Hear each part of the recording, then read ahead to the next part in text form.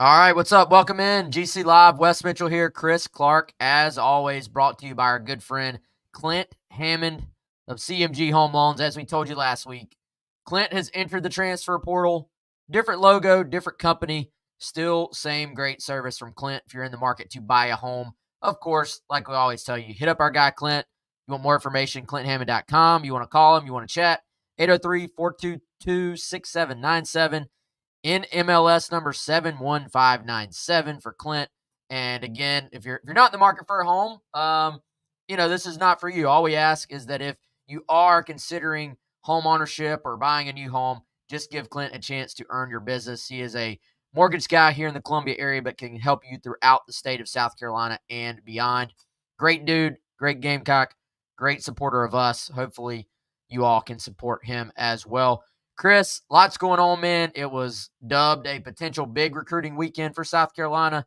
Some good, some bad, of course, in terms of those three guys we were waiting to sort of get news on. We'll get to that here in a moment.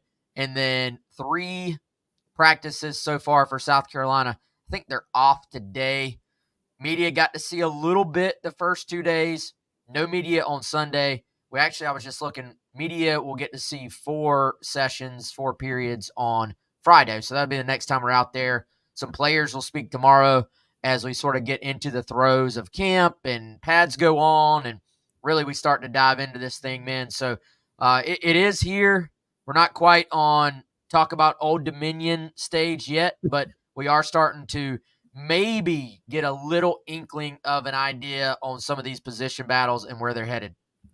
We are, man. And there's a bunch of them. And, obviously through 2 practices where the media has had a viewing window and 3 practices total, as of Sunday, we haven't learned as much about this program and where things stand as we will, even on, say, Friday. And I think, Wes, if you're looking for a point of, hey, when are we going to know like a little bit more publicly and privately? I think it's when you get into the scrimmages, as the preseason goes on, that those are the things that coaches always talk about, an opportunity to get guys in full pads under the lights, so to speak, in game-like situations.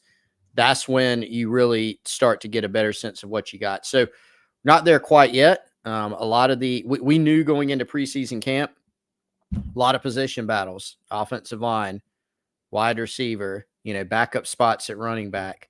What's the rotation and the starters in the front 7, and then some key backups at spots, and then a lot of special teams battle, frankly, Wes, which are flying a little bit under the radar given how important a part of the program that has been in the Shane Beamer era. So a lot still to digest.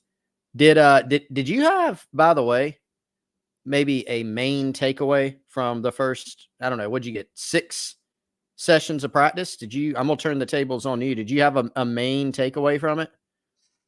I'll give you 2. One feels like a cop out to me because it feels like something you would just say every year. It's like preseason camp 101. Oh, they look good physically and all that stuff. But I said this on Friday. Jack and I did a show, and it did to me look like, all right, here's the whole football team. Like, there's not 20 guys standing on the sideline having to sit out practice. Like when they were going to warm up, it was like, all right, this is the 2024 squad. And will there be guys banged up along the way? Of course. I mean, we always have to remind people, like, it is football. You're going to have injuries, man. Like, that's just part of it. But, I think when you look at this group, physically, and some of this you can kind of credit weight room progress and stuff, but I go back to just the way they have recruited on the defensive line in particular and the offensive line in particular. Like, it just, to me, looks like a bigger group.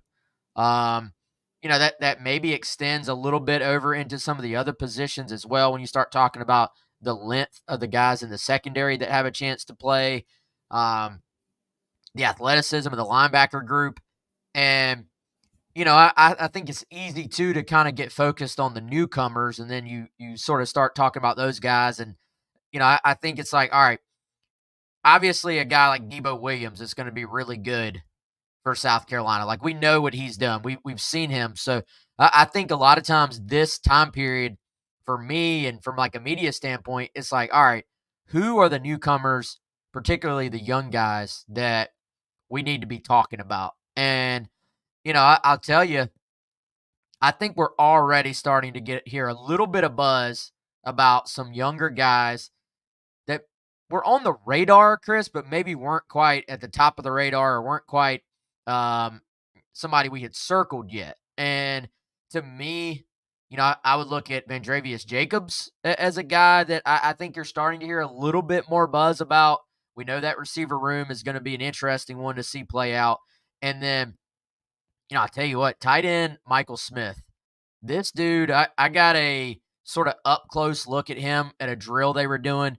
And again, we're very much overanalyzing at this point. But I mean, he's listed at 6'6". He's 250 plus pounds. He looked every last bit of that.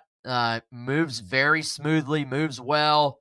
We heard a little bit of buzz about him kind of catching people's attention as well within the program. And so I do think there are some guys that maybe there are those kind of preliminary signs that you start to hear, hey, let's keep a little bit more of an eye on this guy moving forward. I think we're already starting to hear a couple of those little kind of buzzwords about guys. Yeah, and here's I think the key point where I'll go back to the scrimmage. There are certain situations where you'll hear a little bit about a guy in the spring or in the summer at the beginning of camp, maybe all of the above, and then eventually it tapers off a little bit. Might be because it's a lot of times, Wes, it is because it is a young player and they kind of hit a wall, so to speak. We've seen that often, but whether or not it's a young player, if a guy consistently has some buzz through a few practices, and then you get through a scrimmage or two and you continue to hear the positivity about plays that guy is making in practice or how he's conducting himself, that's typically a sign that, hey, they're going to contribute. So I think for Smith, for Jacobs, some other younger guys on this team, if we're continuing to hear that, Mazio Bennett's one, right, where I would honestly be surprised if we don't go through a scrimmage or two and not hear, hey, Mazio's out there still making some plays. But that's the key, right? They're going to have to convert it to those scrimmage situations because that, above all else, is the measuring stick that coaches are going to use. That is you don't get to play, an exhibition game. You don't get to play a preseason game against a different opponent that's not the opposite color jersey of garnet and black or garnet and white for practice in this instance. You have to basically play against yourself all the time. And so, the best measuring stick that you're going to have is these scrimmage situations. It's the closest approximation to a game. So I'm very curious to hear after scrimmage 1, after scrimmage 2, who are the guys, young players, veteran players, whatever, who have really started to separate themselves in some of these position battles and just earn an opportunity to get on the field on special teams or in backup roles. Yeah, shout out to everybody already here in our chat. See some of our regulars, Travis, Craig, Clint, Travis Weathers as well. Hope y'all are doing well. And yes, first scrimmage is this Saturday. So you have first scrimmage this Saturday, second scrimmage the Saturday after, and then that Saturday after that, they're off, actually. And then the Saturday after that would be the opener, I believe, if I did my math right there. So 4:15, Old Dominion, Williams-Brice. And so we also got to remember, hey, they're not in pads yet either. So you can definitely look the part without the pads on and maybe take a step back when they do go on, or some guys maybe go the opposite direction and the pads go on and they take it to another level. I think the difference with, say, like a Michael Smith versus like a Mazio is that you look at that tight end spot, you're like, all right, they bring back Josh Simon. They added Brady Hunt as a transfer who has some ability and experience under his belt. Both those guys, Josh was already here last year. Brady went through the spring. Michael Smith obviously will be sort of feeling his way out. He was not a spring enrollee. He was one of the few guys who was not a spring enrollee. So, I think that's one of those things where maybe as the year progresses as well, his talent and just pass catching ability could potentially come to the forefront. we've talked about it a ton at wide receiver, though, with Mazio, Vandruvius, all those guys.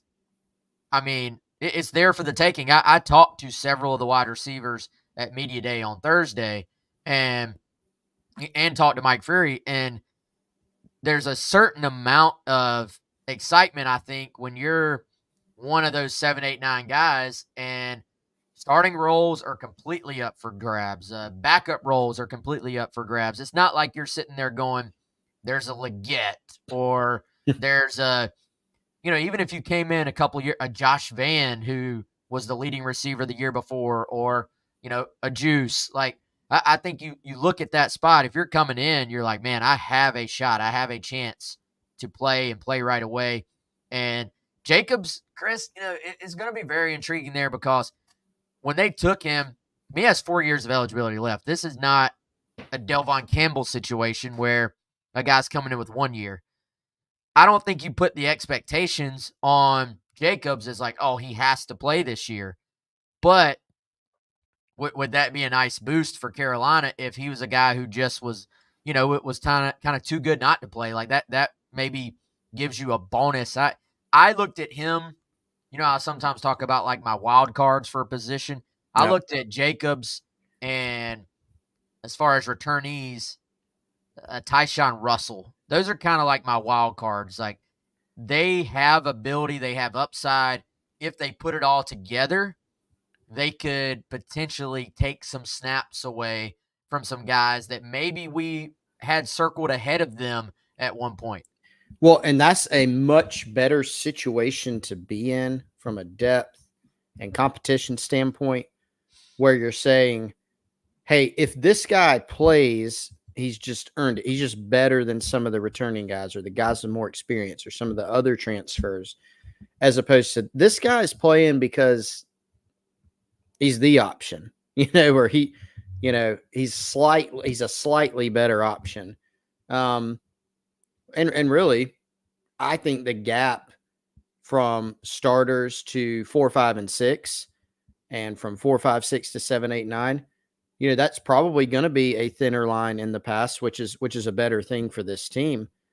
I was just looking over the scholarship chart, Wes. Handy scholarship chart by our boss, Brian Shoemaker, on GamecockCentral.com. And the way I see it, and I've tried to think about this, I don't think it's an overstatement. You're probably looking at 10 guys at receiver vying for 6 spots. That's when you really go through it, you've got Mazio Bennett as a freshman, who DeBron Gatling, I think, is going to be a good player, but it's safe to say, I think Mazio is the most advanced of the freshmen. You've got Jacobs, Harbor, Tyshawn Russell, Doty, Peyton Mangrum, and then the other 4 transfers, Jared Brown, Mari Huggins, Bruce, Gage Larvidan, Delvon Campbell. I look at that group, and we can guess. I think these might be the start. Maybe these guys are the best start. Maybe this is the top 6. But you can probably make a case by the end of camp, it could be any combination, I think, of those 10 guys to be in that those 6 spots. And, what will Mike Furry and Dowell Loggins, like, how will they handle the playing time for receivers? If you've got more options, do you choose to rotate more than saying, hey, here's my 3 guys and they're going to play the vast majority of the game? We've seen some college football teams in the past rotate their receivers a little bit more than others. So lots of fascinating questions that come from this, but a lot of competition, and not just 13 scholarship bodies in this room. I think they've got a group of guys that have a chance to give them some actual depth here at the spot. Yeah, no. So, by the way, Tim Carpenter asking on Facebook, what are the strengths of Old Dominion? I'm going to have to punt on that one for you, Tim. We certainly will get to that later on as we go through camp. I certainly have not had a chance to kind of dive into them yet. I do have my trusty Phil Steele magazine that I plan on starting to get into. That's a game South Carolina certainly going to be favored. I think they probably already are, maybe by 2 touchdowns or so. Like, it's a game Carolina clearly should win. They'll need to play fairly well to blow them out. If they don't play fairly well, it could be a typical game one where it's a little bit tighter than you expect. But in terms of any specifics, I would just be making it up, to be honest with you. So we'll hold off until I have some actual information for you there. But so, Chris, I do think I think not all depth is created equal. In some depth, you're looking at it like, you know, maybe you feel like there's already some defined roles. Like, hey, these guys are starters, and then you have depth behind them. But you're saying the guys behind them are truly backups. Like there is a little bit of a drop off from one to the other. You have other depth where, kind of like with the wide receivers, you really feel like of those guys you're talking about. I mean, I could make a pretty good case that almost all of them could have a path to starting in this group. It's just a matter of how does it actually play out and who sort of makes plays. And I think that goes into the scrimmages as well. I still tend to think I start with the guys that have a little bit different skill set. To me, that's Delvon Campbell coming in, and a guy that I do think is better than his numbers at Nevada because they did not have great quarterback play. This is a guy that's built a little bit differently than everybody else in that receiver room, in my opinion. And then, of course, Nick Carber, the upside there with his size, speed combination. I think those are the guys that can be your true X receivers that you put out there on the outside and say, you can run, but you also can maybe go up and use your size to get the football. If one of them emerges as kind of that X, I think the rest maybe falls into place with the other guys. Now, if they don't, then I think you really do sort of have almost a Moneyball type offense where it's like there is no true number one. Like it's more just let's spread the ball around, deliver it to who is open, not really design it to go to one particular receiver or another, and then we go from there. But I tend to think, and maybe I'm dead wrong, because I've already kind of slotted, like I've put Mazio in my head, and based on what we've seen, as a slot guy. Can he play other positions? Yes, but it does seem like he's going to play in the slot. It seems like Luedecke is going to play in the slot. I think those two sort of bigger guys are your first step, and then what happens there maybe creates a domino effect at these other spots. Yeah, that it popped in my head. And by the way, I love Moneyball West. So kind of brought to mind when they're losing. Who was the player they were losing early on in that movie, and in real life for the A's? Giambi. Okay, yeah. They're losing Jason Giambi, and the guys are sitting around. The scouts are sitting around going, "How are we going to replace him?" And Brad Pitt says, "Billy Bean, you got to replace him in the aggregate, right?" So if you're sitting there going, it would be incredible if you could plug in another Xavier Legette. Like, who wouldn't love that? Yeah, here's another first round pick to plug in. I don't think South Carolina has that. They don't have a Xavier Legette, a guy that size, that physical ability who can run like that and has first round pick type talent written all over him. They don't have that. But what they do have is more guys than last year that have some proven college production and a skill set. And to that end, let me throw a comment by Travis. I'm not sure, Wes, I won't speak for you. I haven't said this room is loaded or the team. So let's give some nuance to what we're saying here. No, this is just Travis putting words in our mouth again. So let's just right. clear that up. As always, let's have some nuance here. Travis Ford, by the way, not Travis Edwards. Yeah. So first, I'll go on record that the receiver group is not loaded. You couldn't say that, right? I mean, I don't. Now, what we can say is this a different picture than last year when, take Xavier Legette out of that Clemson game last year, then you've got a freshman Nick Carber. You got Luedecke, who has never been up until this year like a more full-time receiver, right? You got a bunch of young guys out there who had not played. Now you have 5 transfer receivers, and 4 of them have played 3 to 4 to 5 years of college ball and have caught some passes and done some good things for their other programs. Are there still questions about how they'll fit in, how they translate to this level, et cetera? Yes. Is that more than they had last year? Yes. So anybody, you could think Carolina's going 0-12 this year and losing every game by 39 points and should still be able to say they lost Luedecke and they've got to find the number one, but they have more depth, right? And so they have more depth, they have more proven depth. Somebody will catch the most passes on this team. Do they have an alpha that catches 71 passes like Luedecke? I don't really think so. But another question is, do you have to have that? Can you run the football more effectively? Can you spread it out? Do you have 4 to 6 guys who you can rely on throughout the course of the year at receiver?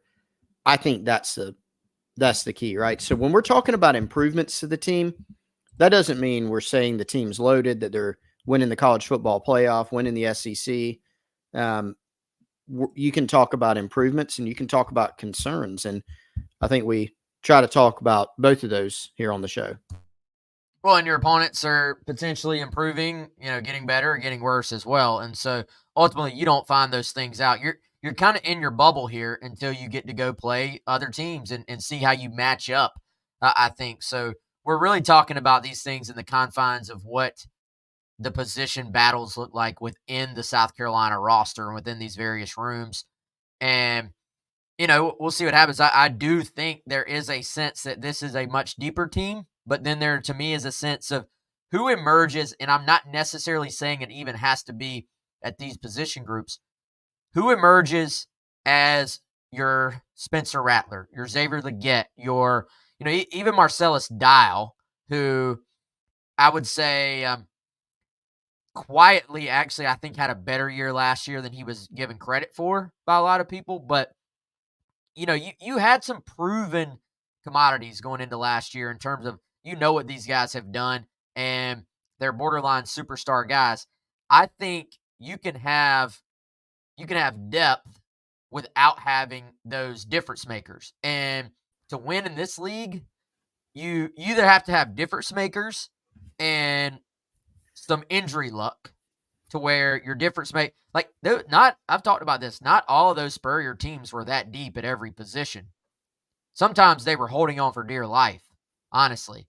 And if I would argue, Chris, some of those games that maybe they lost where you were going, man, that's a tough loss. That they could have easily won that game and gone to a couple more SEC championship games. How much did the lack of depth at certain positions maybe hurt them during that great sort of golden era when Spurrier was here? So, to me, if you're going to be a really good football team, you better have both things. You better have depth and some guys that when the game is on the line, that they're going to go make some plays for you. And I think, to me, that's where I go back to, can a Rocket Sanders be close to what he was, for Arkansas 2 seasons ago? He was a difference maker. And, and again, you're talking about a redshirt freshman. Can a Lenoris Sellers, at least in terms of game-breaking ability and being a runner and a passer, can he do enough for you to where that maybe increases your upside a little bit? I think if you have good, solid depth, you're going to stay in a lot of football games. I think your playmakers, to me, that's Jadeveon Clowney going and getting a strip sack and sort of stopping Tennessee when they're driving down to score, at home. That's Connor Shaw extending a play when you have maybe you had the wrong offensive play call dialed up. They have a good defense on, and then Connor just says, "Nah, I'm going to run for 5.5 yards on 3rd and 5 and extend a drive," and now you're staying on the field. To me, if you're going to be good in this league, you ultimately need those guys to emerge. So can Nick Emmanwori take yet another step at safety? We're high on these defensive linemen and linebackers. Are they going to be good? Which I think they will be, but can a couple of them emerge to being great? I think there's levels to everything, Chris. So what level do some of these guys that we've already seen something from, can they maybe take it to another level? Yeah, and there's another important distinction, right? You can look at it and say, like we have been, and say, here's a spot. Hey, they got to figure out some depth in the secondary. Not as much depth, arguably, at a couple of those spots. They got to figure out a starter there. Some of these guys have not really played. Vakari Swain, Emery Floyd, Jalewis Solomon as a freshman. They're very talented. They're all former 4-stars, but can they step forward and make a step forward? Can they build some more depth there? Can they turn this from in that front 6 or 7? Can they turn that from on paper to actually, out there on the field? I mean, these are important questions. You can say that they have more depth at linebacker and offensive line and receiver and running back, because they do when you compare it to 2023. The thing about 2023 is the team went 5-7, which is not good enough. So yes, you have improved the roster on paper, but what does that actually mean? When we say they're deeper at this spot, this spot, this spot, again, that's not the same as us saying, well, they're deeper, so that means they're going to go win 4 or 5 more games. We don't know that, because we were talking about this the other day, Wes. Quite frankly, a lot of the teams on South Carolina's schedule, including some of these kind of toss-up games or games where maybe they'll be just slight underdogs early in the year, those teams have gotten better too. LSU was terrible on defense last year. They went and hired Blake Baker, who did a great job at Missouri, and they're LSU, so they'll have talent. Kentucky, they'll probably be better than last year, right? So you've got to build that depth, but and they have done that in some spots, but you also have to be better than some of these other programs. So is it going to be good enough? And that is an open-ended question until they go out there and do it.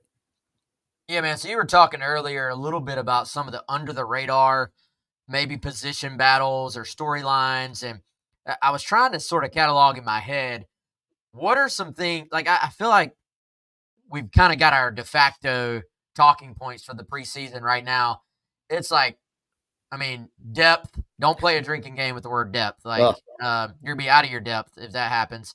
And also, wide receiver, who's going to emerge? O-line, who emerges at maybe 2 or 3 of those spots.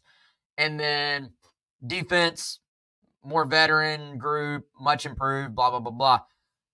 There's got to be some things that are maybe not being talked about enough because we've all got hyper-focused on these other specific things. I think one of them has got to be the kicker battle, because that's something, as we know, if they're going to be in some close games, which I anticipate they will be, maybe it comes down to, hitting or missing a field goal. The overall just transformation or transition, I should say, from Pete Limbo to Joe DeCamillis running your special teams. I think you should have a lot of sort of belief in Joe D just based on his experience, but it will be a little bit different, obviously, than what we saw in recent years in terms of how they approach special teams. What does this offense look like? Like, I think we've been kind of, in general, told since, you had the change and Dow Loggins comes in, one of the first things he said was, we want to build our offense around the skill set of the quarterback. And that was discussed a ton in the spring. Hey, we're going to build this around whoever the signal caller is. Certainly we expect that to be Lenora Sellers. So we know that from a general standpoint, but what does that really look like in reality? Like, is this all in on, is this going to look like a Gus Malzahn offense? You know what I'm saying? Is this going to be what Arkansas did a few years ago with KJ Jefferson and Rocket? I think some of these things are still very much to be determined. I'm sure the staff doesn't want details about that out yet, but I'm sure maybe you have a couple of other ones, Chris. Those are the two sort of under the radar storylines that I think are kind of not being talked about enough. Oh, totally agree with you. So special teams, and I think I touched on this like really briefly earlier, but it was really impactful in 2021 and 2022, which just so happened to be the years that South Carolina outperformed expectations under Shane Beamer. It took a step back last season. To be fair, so did the offense. So did the defense. Like when you go in 5-7, there's normally more problems than just one side of the ball. And remember, Shane Beamer told us in his office back in February, look, we weren't good in any phase of the game. We weren't good enough. And even the special teams flew under the radar a little bit last year with some of the issues, right? I mean, Kai Kroger did not have the type of year that he wanted. That inconsistency got talked about some during the year. They weren't that impactful in the return game. The fake game wasn't as much as it has been in the past. So we know that under Shane Beamer, that's something they want to be really impactful at. So that's a question, right? Can they go and make some plays there? Who's the starting punt returner? Who's the starting kick returner? Really, the only two spots that are nailed down are long snapper, where they got an all SEC performer in Hunter Rogers, and then Kai Kroger, who's also an all conference type of guy when he's been at his best, like in 2022. Other than that, you got a whole lot to figure out, everything from your punt shield to who's your gunner and, who are your return men. And then, like you said, Wes, who's your kicker? Gamecock fans have been very spoiled in the last, I don't know, decade plus more with just rolling a guy out there and you say, oh my gosh, you're losing Elliott Fry. What are we going to do? Oh, we're losing Parker White. What are we going to do? And here's some other guy that just emerges and has been incredibly consistent. Will they have that this season? We'll, have to see as the preseason plays out. Well, dude, the fact that Mitch Jeter went down the absolute to the final day and in terms of the kicker competition, and then went most of his career without even missing a kick it's crazy. That just does not happen most of the time, I feel like, in college programs. Like college kickers are, I don't know, it's for most programs, I feel like watching other games throughout a Saturday is an adventure. So Carolina has been, very spoiled in that kind of sense. And, we'll see. Hopefully that'll continue to be the case. And, I think you want those guys to battle to the very end as well, because you want to create that pressure, because it's really hard to simulate the pressure you would have in an actual game. So I think if I'm Joe D, if I'm Shane Beamer, I use the pressure of whether you're going to start or not to kind of simulate what it means to have a kick in a pressure-packed situation. And I'll tell you one thing we have not been able to determine from being out there, because they have half of the team catching punts and kicks, is who has kind of emerged in that battle. Like you can maybe guess, but you're not getting it by being out there at practice, because, I mean, there's probably 10 plus guys at each sort of station catching kicks or catching punts. I think it's fascinating that they have Nick Harbor catching kickoffs. I think, Chris, that's something that's fun to talk about.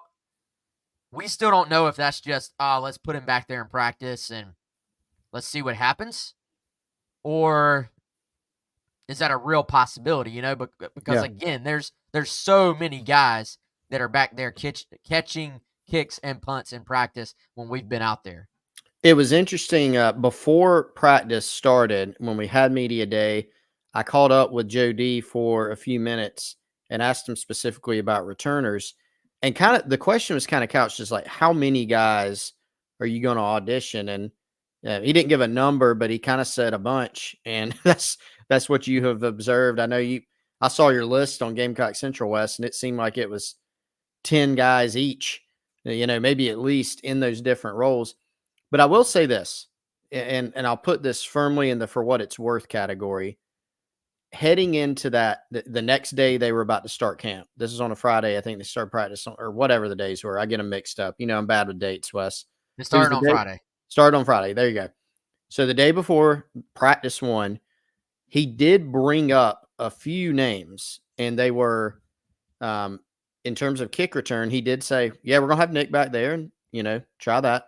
So that was interesting. He mentioned Juju McDowell's experience. As we know, as a freshman, Juju did have handle some kick return duties. In terms of punt returning, he mentioned Jalen Kilgore because he did it last year for South Carolina. He actually led them in terms of number of returns. And then you mentioned Vakari Swain because of what he did at the high school level as a returner. But we know there have been more. It could be that none of those four guys win the job. you know. But those were 4 that he did mention. So again, in the for what it's worth category, he also said, hey, there'll be a bunch of others out there, and there have been. So seems like there's some interesting candidates, and we'll see where they go. Yeah, and I mean, you look at punt return, you've got some guys that have done it at other places too. Pretty sure Jared Brown did at Coastal. Gage Larvidan definitely did. Let's see. Juju was actually catching punts and may have also been catching kickoffs, but was definitely catching punts on Saturday, which in the past, he's been more of a kickoff return guy.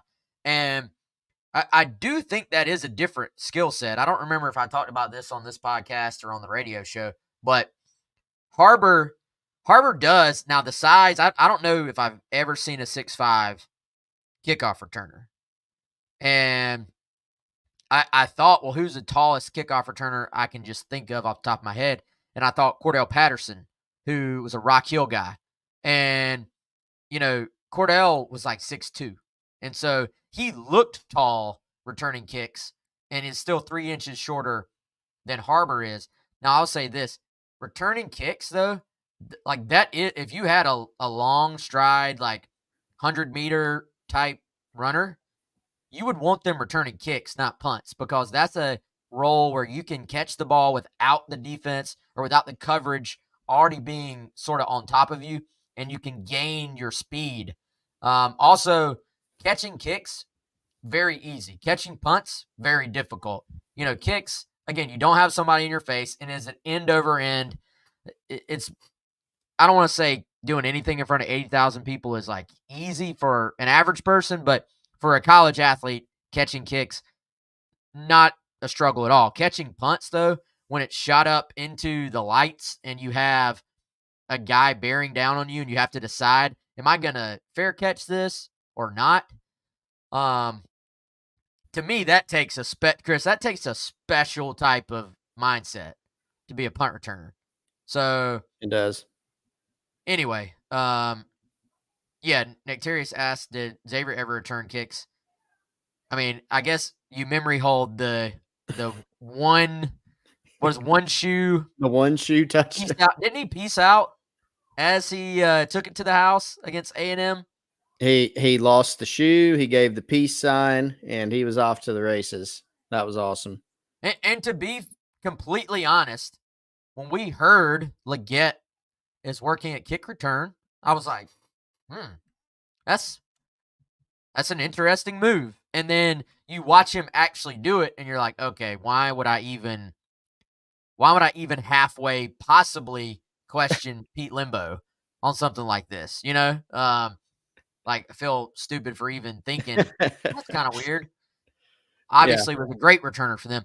I tend to think punt returner and kickoff returner, one of those guys is going to emerge. Like, I don't think you have to worry about that role at all. Like, I tend to think that they're going to be just fine. I would love to see Vakari Swain sort of have a chance at punt return. He's been catching them as well. That is an athletic dude, and he's got some traits, as we like to say, that are very impressive. We'll see what happens at that cornerback spot that he's fighting for, along with Judge and Emory Floyd and all those other guys. So, some Wes, interesting battles. Sorry to cut you off. I don't know the tallest. Who'd you say the tallest kick returner was that you could think of? Cordell Patterson. Yeah, and he's pretty good at it. Do you know the tallest punt returner? Can you think of the tallest punt returner? Is it Hayden Hurst? It is Hayden Hurst. Yeah, well, love you, Hayden, but that one did not last long. I think if we had Hayden on the show right now and asked him about his punt returning exploits, he would probably say that was not his the strongest part of his game. Yes. Yeah. Yes. Yeah. He does other things extremely well. Maybe that wasn't but you know, it is such a different skill set. I mean, just actually catching the ball. And, you know, we had Ace Sanders on the radio show, Wes, on the Takeover Hour, and just watching back like his Georgia returns, like it's just totally different. You need a guy who's a little bit more of a phone booth type of guy. You know, a lot of times for a punt return, number one is catch the football, right? And I think it takes a talented guy to do that. Jalen Kilgore, I might not discount him, Wes. I mean, Yeah. as a freshman, I'm always amazed watching punt returns live in the stadium because the ball is so high and these guys are able to just sometimes take it off their shoe tops. And very, very impressive. So, yeah, that's a fascinating battle. And a lot of guys, I think, have a shot at it. Yeah, Craig, reading my mind. Brian Edwards, he was a tall punt returner as well. And so, I mean, you have different body types that do that. Excuse me. But certainly, I think being quick is a big part of that. I still remember being a kid watching. I don't know why this is a core memory for me, but watching Winslow Oliver for the Panthers back in like My '95. goodness. How Oh, about that wow. fool? Whew. I think that's the right name. Winslow Oliver. Anyway, offense and the effect of Sean Elliott is maybe we tie that into what I was talking about a second ago, kind of building it around the quarterback and some of those things. But I think that's something that was talked about when Elliott was hired. That maybe I just haven't seen it be a huge part of the discussion now that camp has started. So to me, that maybe is another storyline, Chris, that is worth discussing. Well, here's a bunch of different things to tie together. Number one, South Carolina not wants to, they must be better in the run game this year to be able to avoid, something like last season, right? You got to run the football better. And it's been talked about for a while in the Shane Beamer era.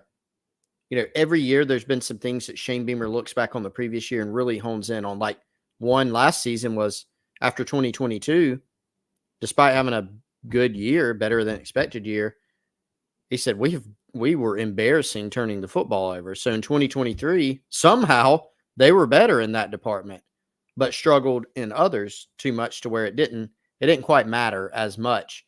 So certainly that'll still be important, but one that he's honed in on this year and in previous years as well that they haven't been able to solve fully is being better running the football. And so you put that in. What can you do to fix it? Well, you have Lenore Sellers, you have Rocket Sanders. Dow Loggins was on staff in 2022 when they had Rocket Sanders and KJ Jefferson. And it's not a stretch, Wes, to think that they're going to take a look at that combination and say, hey, there's a little bit of a carryover here in terms of skill set. How about we plug some of this in? You think about Sean Elliott and his time at South Carolina, at Georgia State, some of the concepts he brought to Steve Spurrier's offense, and some of the concepts that they ran at Georgia State with mobile quarterbacks.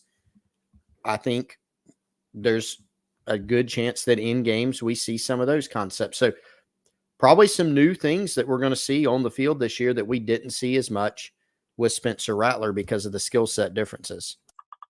Yeah, certainly, man. I mean, you can even go back to, what was it, Armani Edwards at App State when Elliott was there way back before, he got the Carolina job. And, I mean, this dude definitely knows offense and knows run game. So I think we would be remiss if we didn't sort of consider the effect he could have on what's going to happen with this offense. And like you said, man, I think they went into this offseason basically just hell-bent on fixing the running game and fixing the O-line depth. Like, that seems like two things they just said, we cannot go through all that again. And, it's obviously easier said than done, but I think they have done everything they can to try and make improvements in those areas.